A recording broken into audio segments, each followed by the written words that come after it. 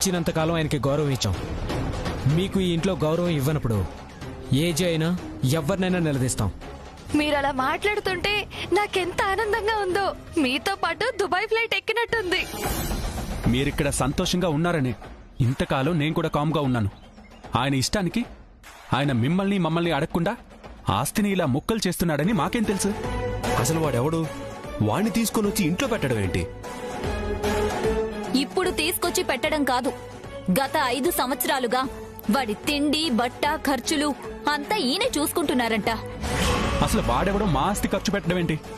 వాడి కోసం ఆస్తి అంతా రాసిస్తాను అండమేంటి? అతన్ని పెళ్ళయ్యాక మేం కూడా ఇప్పటి వరకు చూడలేదు. మీకేమైనా తెలిసే అవకాశం ఉందా?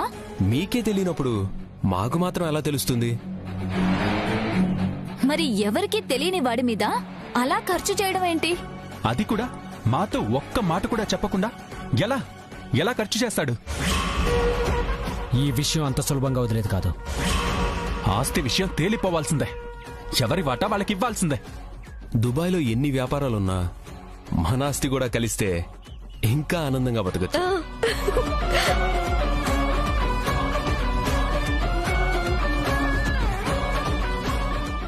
వర్ధన్,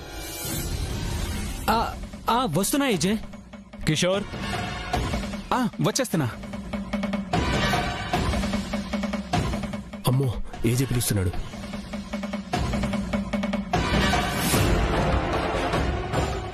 ఏంటి వర్ధన్, ఏజీని చూడగానే అలా అయిపోయారు?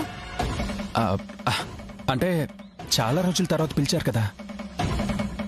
వెళ్ళడం కాదు, నా ముందు ఎంత కాన్ఫిడెంట్ గా మాట్లాడారు అంతే కాన్ఫిడెంట్ గా మాట్లాడండి. అలాగే మాయా, మాట్లాడకుండా ఎలా ఉంటాను? సరే పద. అమిత్, వెళ్దాం పదండి.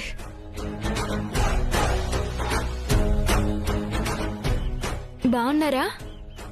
బాగున్నా. వచ్చే ముందు ఒక మాట కూడా చెప్పలేదు. సడన్ గా ప్లాన్ చేయడం వలన అంత సడన్ గా రావాలని ఎందుకు అనిపించింది? అంటే అది పండగ కదండి, పండగ నచ్చుంటారేమో. అవునవును, పండగ కదా, అందుకే వచ్చాను. పండక్కి మీరందరూ వచ్చి మంచి పని చేశారు. అందరం కలిసి పండగ చేసుకుందాం. పండగ తర్వాత, ముందు మాట్లాడాల్సిన విషయాలు మాట్లాడదాం.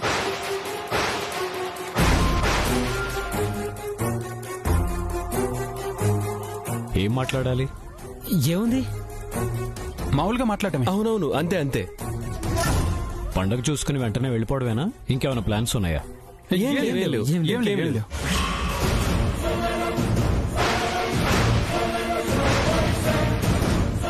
గదిలో పులిలా మాట్లాడి ఇక్కడ పిల్లిలా అయిపోయారంటక్కా. నా బాధ కూడా అదే. బిజినెస్ ను వదిలేసి ఎక్కువ రోజులు బయట ఉండటం మంచిది కాదు. పండగ అయిపోగానే బయలుదేరండి.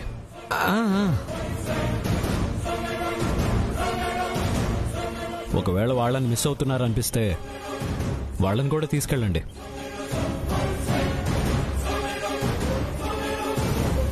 ఎక్కడున్నా మీరంతా సంతోషంగా ఉండటమే నాకు కావాలి. ఆస్తికి అడ్డం లేకుండా మనల్ని పంపించేయాలనుకుంటున్నారు. అవునవునక్క. సరే బాను, అందరికీ టిఫిన్ ఏర్పాట్లు చేయి. చేశానండి. వెళ్ళి తినండి. అలాగే ఏజే.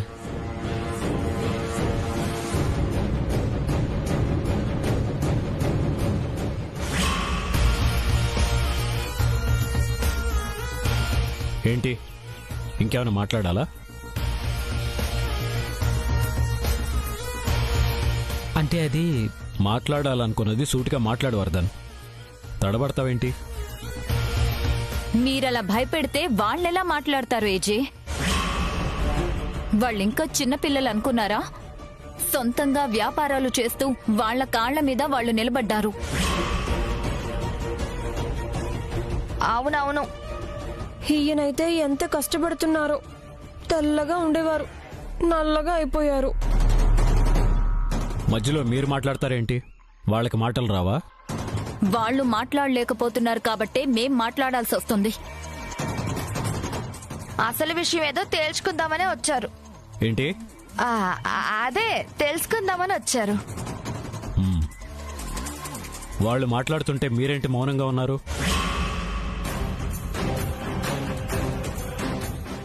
చాలా మాట్లాడాలి అనుకుంటున్నారు ఏజే. వాళ్ళు ఇదివరకట్లాగా లేరు, పెద్దవాళ్ళు అయ్యారు కదా, ఇప్పుడు చాలా మారిపోయారు.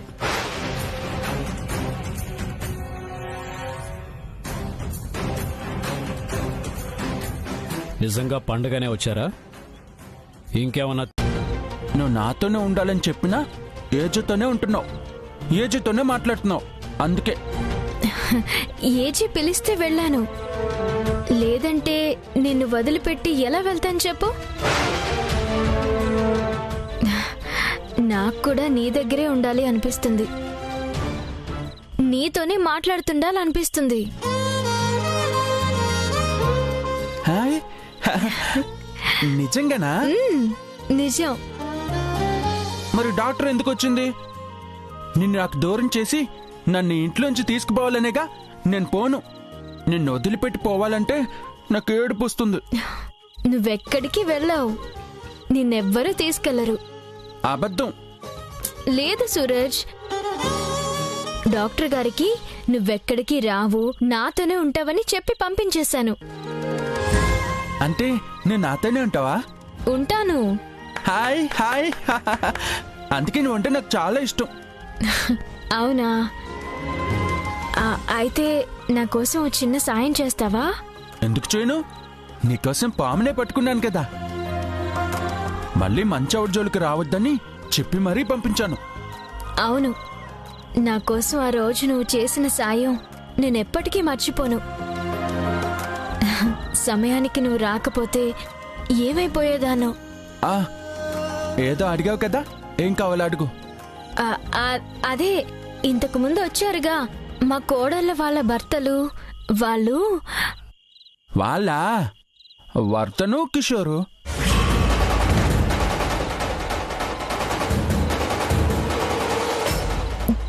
ఏంటి, నీకు వాళ్ళు తెలుసా? నాకెందుకు తెలియదు, బాగా తెలుసు. నిజమా? నిజం, ఒట్టు. వాళ్ళు నీకెలా తెలుసు? నిన్ను చూడగానే వాళ్ళెందుకు అంత కంగారు పడ్డారు? అసలు ఏజీ నీ కోసం ఇదంతా ఎందుకు చేస్తున్నాడు? బాలే దానివే, ఇదికడ తెలీదా నీకు? నాకెవరూ చెప్పలేదు. నన్ను వదిలేసి మరి ఏజైతే తిరుగుతున్నావు కదా, అయినా చెప్పలేదా? లేదు, నువ్వు చెప్పొచ్చుగా. సరే, నువ్వు అడిగావు కాబట్టి చెప్తాను. చెప్పు. అసలేం జరిగిందంటే, ఆ రోజు నేను ఇంకా మరి మనో, నువ్వు చెప్పు సూరజ్. అది ఆ రోజు మనో, త్వరగా చెప్పు సూరజ్. నేను చెప్పను, పిలుస్తున్నారుగా, వెళ్ళు. నీకేజనే కావాలి, నేనొద్దు. సూరజ్, అది కాదు. ఇక్కడ బాను. చెప్పు. వెళ్ళు, నీకేజనే కావాలి. బాను,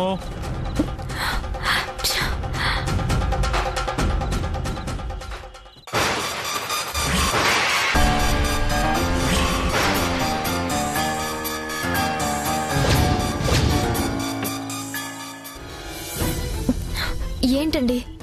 ఇందాక నుంచి పిలుస్తున్నాను, ఎక్కడున్నావు? సూరజ్ గదిలో ఉన్నాను. ఆ గదిలోకి వెళ్ళటం ప్రమాదం అని తెలుసు కదా. అంటే తన ఫుడ్ గురించి చూడాలి కదా.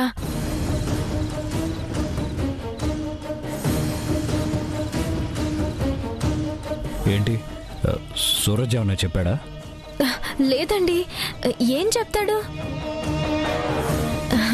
ఏమైనా చెబుతాడని మీరు అనుకుంటున్నారా? అదేం లేదు, క్యాజువల్గానే అడిగాను.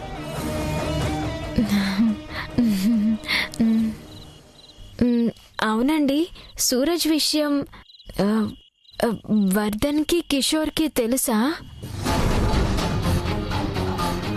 ఇంతకు ముందు వాళ్ళకు పరిచయం ఉందా? పరిచయం అంటే అలాంటిదేం లేదు. మరి మరి సూరజ్ని చూడగానే వాళ్ళెందుకు అలా అయిపోయారు? వాళ్ళు మామూలుగానే ఉన్నారు. నీకే లేనిపోయిన అనుమానాలన్నీ వస్తున్నాయి. అదే అదే మాను, రేపు దీపావళి, బట్టలు కొనాలి, టపాసులు కొనాలి. అవన్నీ వదిలేసేయండి నువ్వు.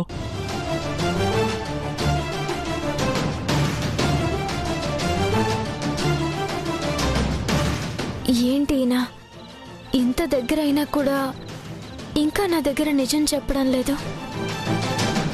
ఆ రహస్యం ఏంటి?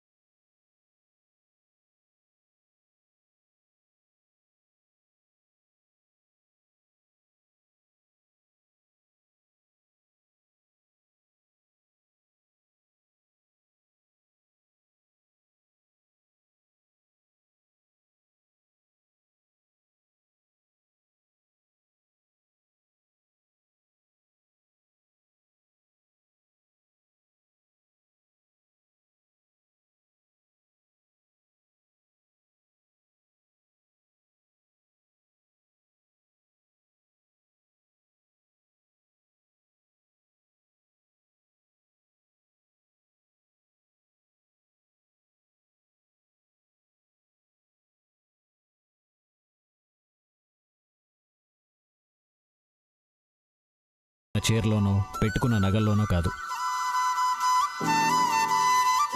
అందమైన మొహానికి అందమైన బొట్టు ఉండాలి. చూడగలిగే ఆ కళ్ళకి కాటుకుండాలి. ఎవరెదురొచ్చినా పలకరించే పెదాల మీద ఎప్పుడూ నవ్వుండాలి. అప్పుడే ఆడపిల్ల అందంగా కనిపిస్తుంది. హిట్లర్ గారికి కవిత్వం కూడా వస్తుందే. గుండెల్లో దాచుకున్న ప్రేమ బయటకొచ్చినప్పుడు అది ఆటోమేటిక్గా కవిత్వంగానే మారుతుంది.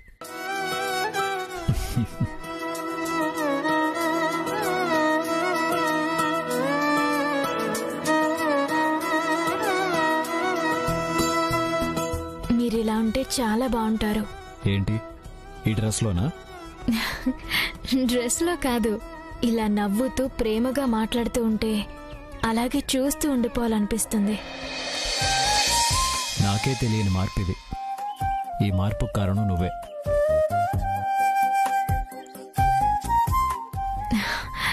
పండగ కదా, గుడికెళ్దామా? గుడికే కదా, వెళదాం.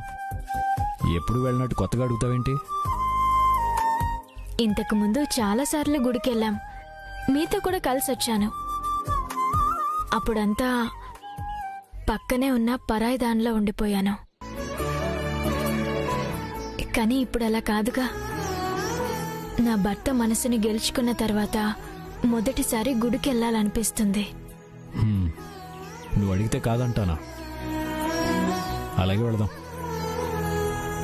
మన ఇద్దరమే వెళ్తే ఏం బాగుంటుంది? అందరం కలిసి వెళ్దాం. అలాగేనండి. మనతో పాటు సూరజ్ని కూడా తీసుకెళ్దాం. సూరజ్నా? పర్లేదులే బాను, అందరం బయటికెళ్ళి తన ఇంట్లో వదిలేసి వెళ్తే బాగుంటుందా? అయ్యో వద్దని నేను మాత్రం ఎందుకంటానండి. అలాగే తీసుకెళ్దాం. సరే, వెళ్ళి వాళ్ళు రెడీ అయ్యారు లేదో చూడు. అలాగేనండి.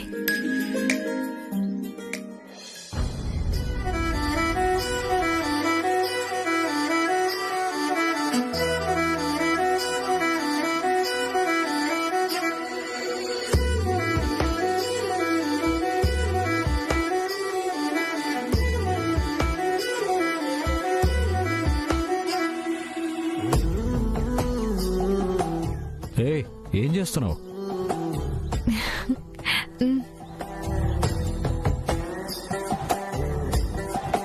చూపులతో దీపాల దేహముతో ధూపాల చంపేయకే నన్ను చంపేయకే నుదుటిన చిన్న బొట్టు బిల్ల మార్చి నాలో ఇంత అందాన్ని తీసుకొచ్చారు. అక్షరమా మరి ఇంత అందమైన నా భర్త బయటికెళ్తే దిష్టి తగలకుండా నేను ఏదో ఒకటి చేయాలి కదా. అందుకే చిన్నగా దిష్టి చుక్క పెట్టాను. బ్రహ్మకే వన్న తెచ్చిన వెన్నెలమ్మనే.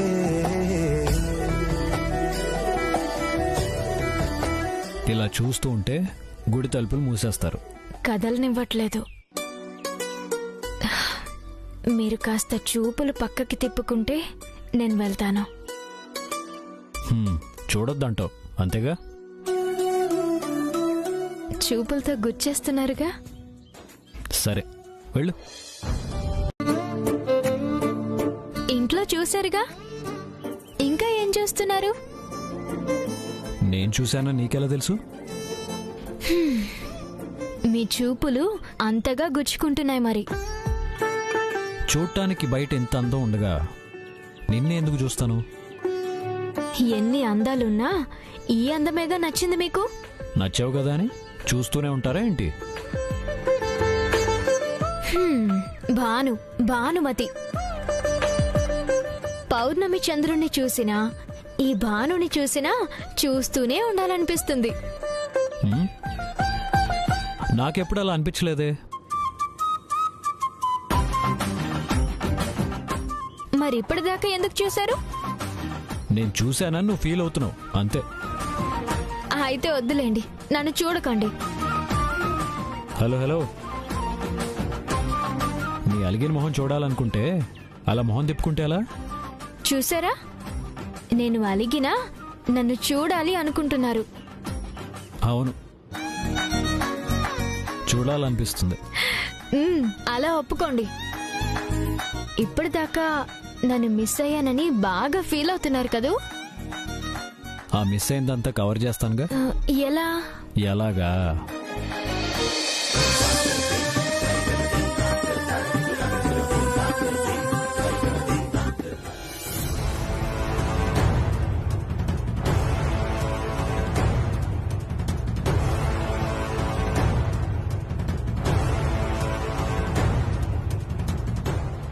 ఏమండి?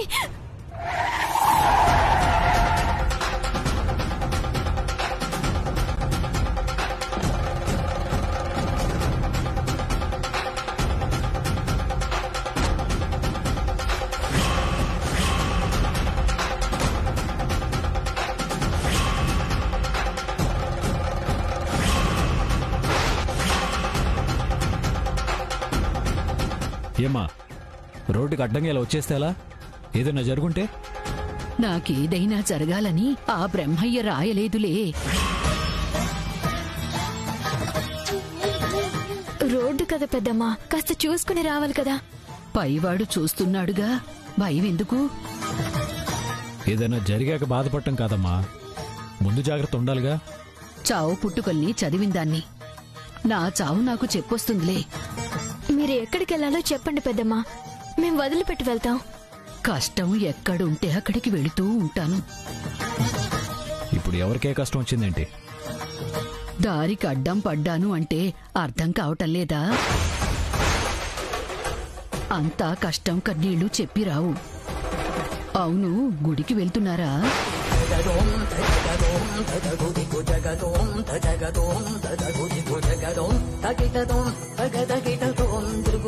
మేము గుడికి వెళ్తున్నామని నీకెలా తెలుసు? మొహంలో ప్రశాంతత, కళ్లల్లో ఆనందం కనిపించేది ఆ భగవంతుణ్ణి వెతుక్కుంటూ వెళ్ళినప్పుడే. రామయ్య సీతమ్మలు అయోధ్యను వదిలి అడవిదారి పట్టిన క్షణాలు ఇవే. కైక ఆశకి పట్టుపరుపులు, పాలరాళ్లు వదిలి మట్టిలో అడుగులు పడిన ఆ ఘడియలు వచ్చేశాయి. ఆస్తులు అవమానాల్నిస్తాయి, మనుషుల మధ్య అభిమానాల్ని చంపేస్తాయి. ఎవరి గురించి చెప్తున్నారు పెద్దమ్మా? రాత గురించి చెప్తున్నా, మీ నుదిటి గీత గురించి చెప్తున్నా.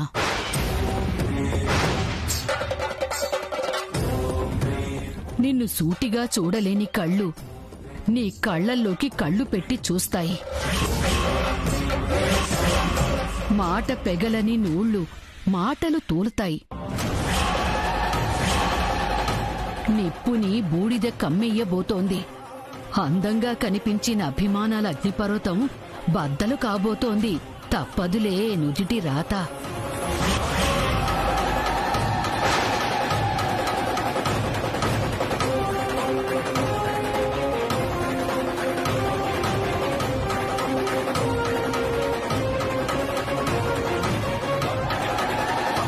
ఏంటండి పెద్దావిడ ఏదేదో చెప్తుంది, ఏం అర్థం కావట్లేదు.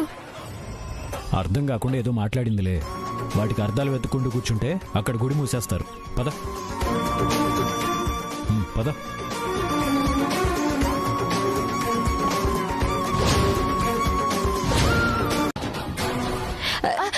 జయమ్మ, ఆ గదిలోకి ఎందుకు? నా కొడుకు గదిలోకి వెళ్తుంటే నీకేమిటి ఇబ్బంది? అది కాదు జయమ్మ, నా మాట వినండి. అంటే ఇబ్బంది ఏమీ కాదు. ఎందుకని?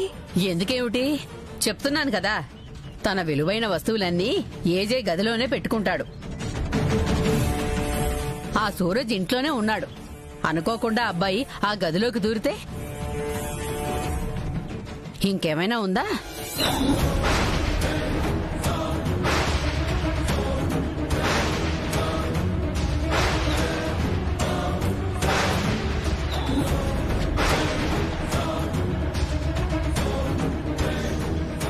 జయమ్మ జయమ్మ,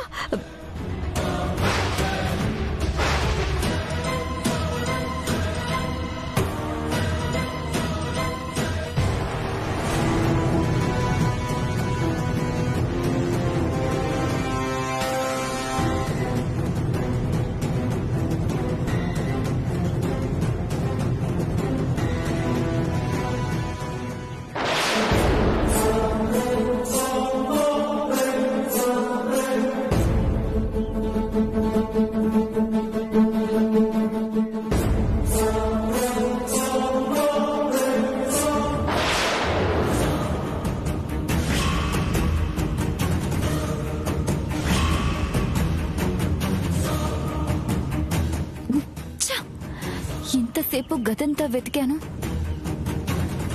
కానీ తాళాలు దిండు కింద పెట్టాడన్న చిన్న విషయాన్ని ఊహించలేకపోయాను.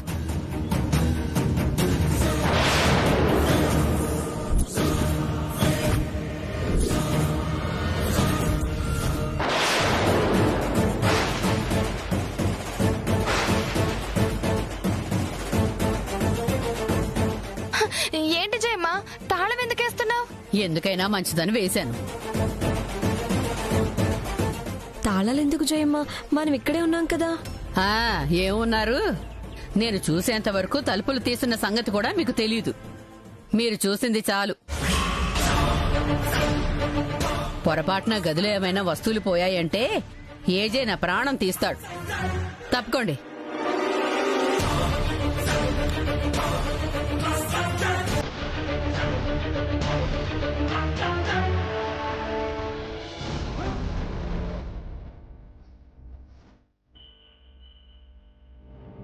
మీ జీవితంలో ఓ పెనుమార్పు సంభవించబోతుంది. అయిన వాళ్ళ అసలు రంగులు బయటపడతాయి.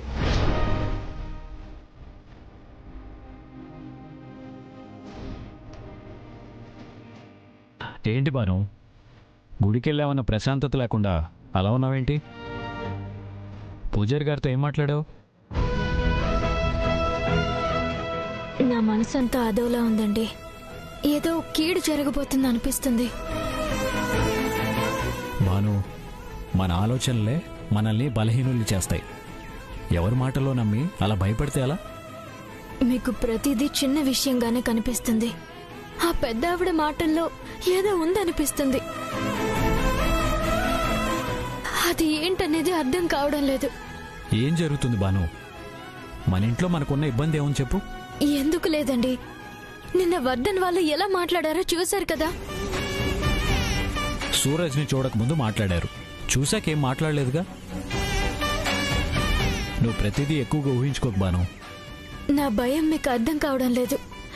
ఎప్పుడూ లేనిది హఠాత్తుగా వాళ్ళ ఇంటికి వచ్చారు. మనుషుల్లో మాటల్లో చాలా తేడా కనిపిస్తుంది. వాళ్ళ వల్ల ఏదో జరగబోతుంది అనిపిస్తుందండి.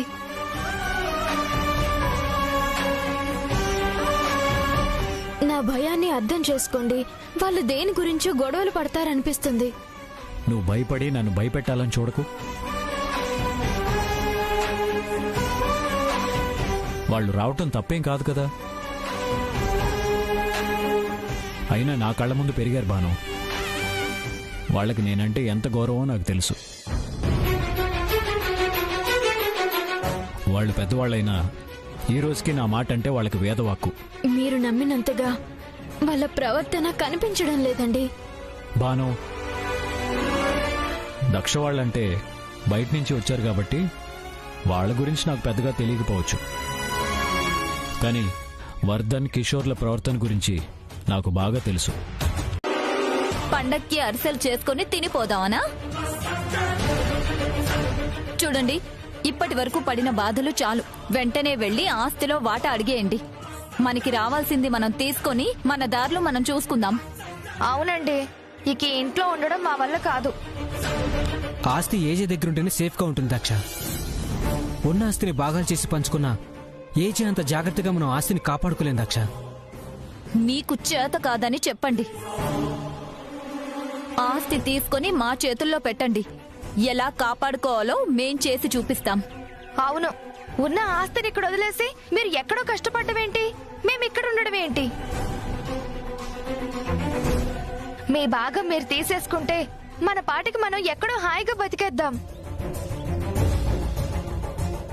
ఏంటలా మొహమొహాలు చూసుకుంటున్నారు? మీరు వెళ్ళి అడుగుతారా, లేకపోతే మమ్మల్నే వెళ్ళి అడగమంటారా? వాళ్ళు అడగడానికి మొహమాట పడుతున్నట్టున్నారక్క. ఎందుకు మొహమాటం? మీకంత మొహమాటం అయితే చెప్పండి. ఆస్తి ఎలా తీసుకోవాలో మాకు తెలుసు, మేం తీసుకుంటాం. వద్దొద్దొద్దు, మీరెళ్ళి మాట్లాడితే బాగోదు. నిదానంగా మేమే మాట్లాడతాంలే. ఎప్పుడు? పండగ అందరం ఏదో సరదాగా పండగ చేసుకుందాం అనుకున్నాం. ఇవాళ వదిలేసి రేపు మాట్లాడదాంలే. కుదరదు. ఆస్తి విషయం ఈరోజు తేలిపోవాలి. రేపటిదాకా ఎదురు చూసే ఓపిక మాకైతే లేదు. మీ ఆస్తి ఇక్కడ పెట్టుకుని మేమేదో వాళ్ళ మోచేతులు తాగినట్టు బతకాల్సి వస్తుంది. ప్రతిదానికి ఆ భాను పెత్తనం ఒకటి, జయమ్మ పెత్తనం ఒకటి. ఇన్ని రోజుల నుంచి ఓపిక పట్టారు కదా, ఇంత సడన్ గా ఏంటి? ఇన్ని రోజుల నుంచి కామ్గా ఉండడమే తప్పైపోయింది. కాబట్టే వాడెవడి కోసమో ఆస్తిని రాసివ్వడానికి కూడా సిద్ధపడిపోయారు. ఇంకా చూస్తూ కూర్చుంటే నిజంగానే ఆస్తి మొత్తం పోయి మనల్ని రోడ్డు మీద పడేస్తారు. అప్పుడు తెలుస్తుంది మీకు. సరే, ఇప్పుడు ఏం చేయమంటారు? నేరుగా వెళ్లి ఏజేని ఆస్తి అడగండి. మీ భాగాలు మీకిచ్చేమనండి. సరే, అలాగే అడుగుతాం. ఈలోపు మీరేం గొడవ చేయకండి. వీలు చూసుకుని ఏజీతో మేము మాట్లాడతాం. ఆ పనేదో త్వరగా కానియండి. ఏమిటి భాను, ఏం జరగబోతోంది? ఈ ఇంటిలో మళ్ళీ ఏ ప్రమాదం ముంచుకు రాబోతోంది? ప్రమాదం ఉంది అని అర్థం అవుతుంది, కానీ అది ఎవరికి ఏంటి అనేది మాత్రం అర్థం కావడం లేదు. అలాంటి వాళ్ళ మాటలు కొట్టి పారేయకూడదు భాను. పైగా పూజారి గారు కూడా చెప్పారంటే నమ్మకుండా ఎలా ఉండగలం? ఆ మాటలు విన్న దగ్గర నుంచి నేను ప్రశాంతంగా ఉండలేకపోతున్నాను. చేసే ప్రతి పనిలో, చూసే ప్రతి మనిషిలో ప్రమాదం కనిపిస్తుంది. నువ్వు చెప్పింది విన్న దగ్గర నుంచి నాకు కాళ్ళు చేతులు ఆడటం లేదు భాను.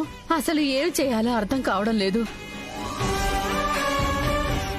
ఈ మధ్య ఏజే జాతకం చూపించినప్పుడు కూడా శ్రీరాముడు పుట్టిన ఘడియల్లో పుట్టాడు, ఊహించని కష్టాలొస్తాయి.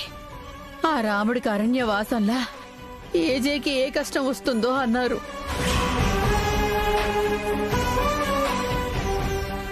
ఏంటో జయమ్మ, ఏం చేయాలో తెలియడం లేదు.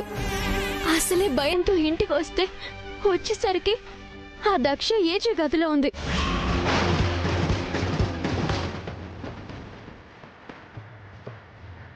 ఎందుకు వెళ్ళిందో ఏం చేసిందో తెలియడం లేదు.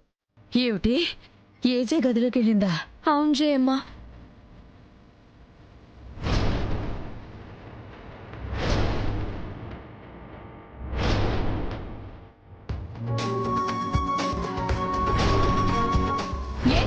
ఇదేమి ఏజే ఒక్కరిల్లేం కాదు.